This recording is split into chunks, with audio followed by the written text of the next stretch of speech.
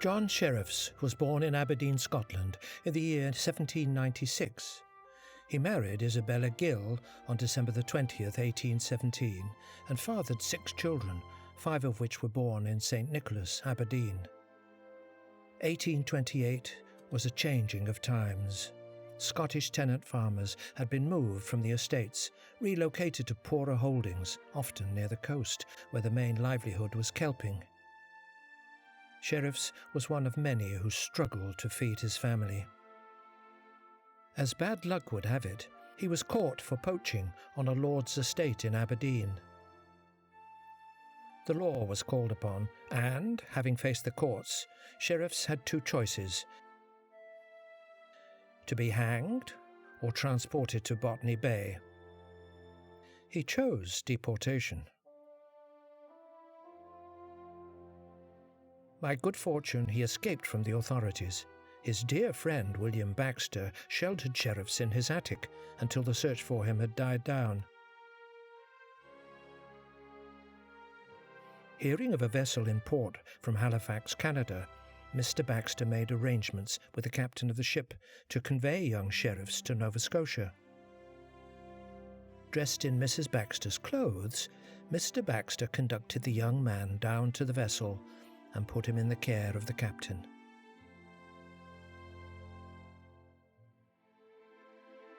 During the winter of 1828, the Sherriffs family remained in Halifax, where he taught school. He and his family, wife Isabella, children Isabella Byrne, Helen Ann, Margaret Gill, Anne Gill and John Gill, in 1829 moved to Harmony, Queen's County, where they lived on a farm with Simon and Mary Fraser. It was there that their 6th child, Georgina Mack, was born. John Sherriffs later purchased a farm from James Hendry in Whiteburn, about 5 miles from the Caledonia-Harmony line.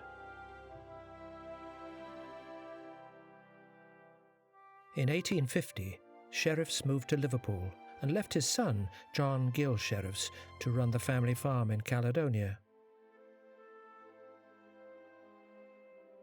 John Sherriffs, in 1855, built the home on Church Street.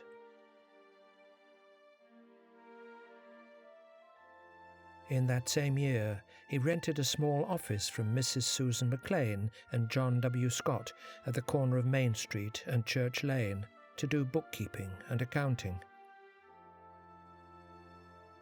From 1855 to 1860, John Sherriffs was in a partnership with his son-in-law, Arad Beals, where they jointly operated a butcher's shop. During that time, Sherriffs was employed as a magistrate. It was reported that on April the 7th, 1859, 6 persons were brought before Justice John Sherriffs. The charge was rum selling. The 3 culprits promised the court that they would give up their business venture and were let off with fines, one with a fine of £5 and another was fined £20. The third was acquitted. On January the 26th, 1860, the Liverpool newspaper reported, "Alan Parsons falls off McLaren's Wharf and is drowned." Also on that day, the office of John Sherriffs was burglarised and all his books and papers were thrown into the dock. Another transcript from the Liverpool newspaper reads, 18th of October, 1860. John Sherriffs has moved his office to Main Street, 2nd floor of Mr. Golding's, where, in addition to his office, he will keep a small but selected assortment of flour, cornmeal and groceries, which he will sell for cash only. Sherriffs had his hand in many things, never missing out on an investment opportunity, even mining. October the 10th, 1861, Owen's Gold Mining Company formed in Liverpool with £4,000, John Sherriffs as vice president. On April the 27th, 1866, tragedy struck the Sherriffs family. The Liverpool newspaper article read as follows: "We regret to learn that tiding was received in this town yesterday of the melancholy death of John Sherriffs, who drowned in a logging accident. He was the only son of Esquire John Sherriffs of this town. Young Sherriffs was buried at the Lakeview Cemetery. Next to him are the graves of John Sherriffs Esquire, who died in 1870, Alexander Sherriffs and wife Mary, who died in 1911 and 1916 respectively. So there they all lie together, with the first grave beginning at the tall aspen tree, then continuing in a long line. John Sherriffs willed this home to his granddaughter, Margaret Beals. Following that, Sherriffs House was transferred to many hands. Alfred Wright purchased the property in 1914. From 1917 to 1925, Anthony de Silva took ownership. In 1925, for £1,000, Ladonia of Wynacht purchased the home. Then, on August the 8th, 1926, Seaman Wynacht died at sea when two ships, the Sylvia Mosher and the Sadie A. Nicol, ran aground and sank during a gale off the shores of Sable Island, Nova Scotia. Transfer of title went to daughter Mary Ann in 1940.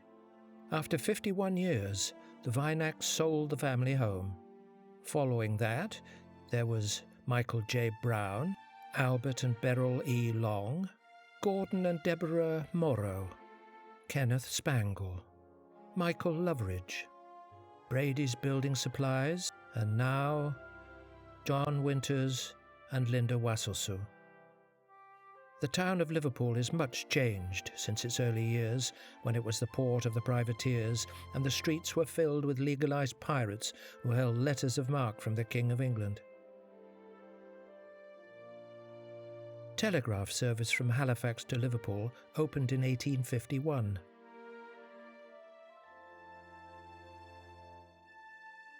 And in 1893, Western Shore stage route began service carrying Her Majesty's Daily Mail between Halifax and Yarmouth, while en route stopping in Liverpool.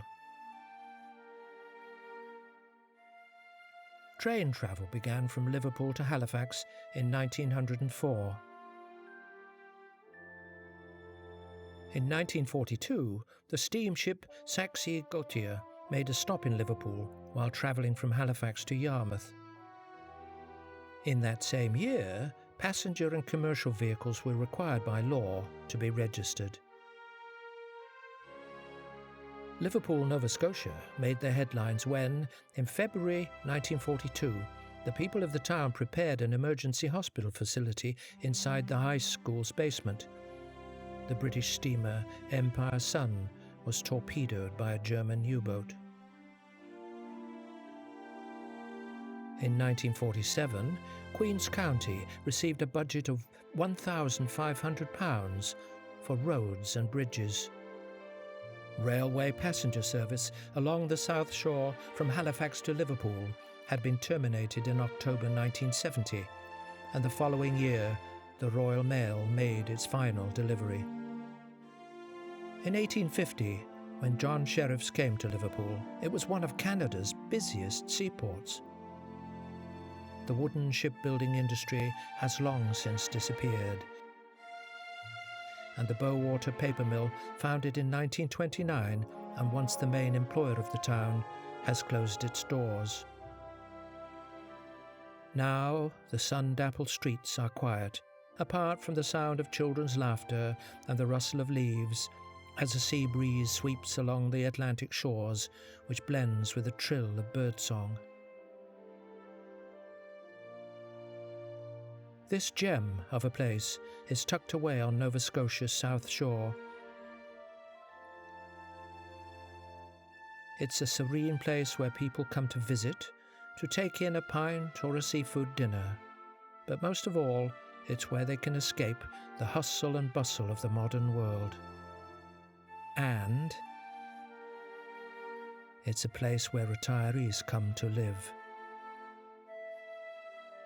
If only John Sherriffs Esquire could see it now.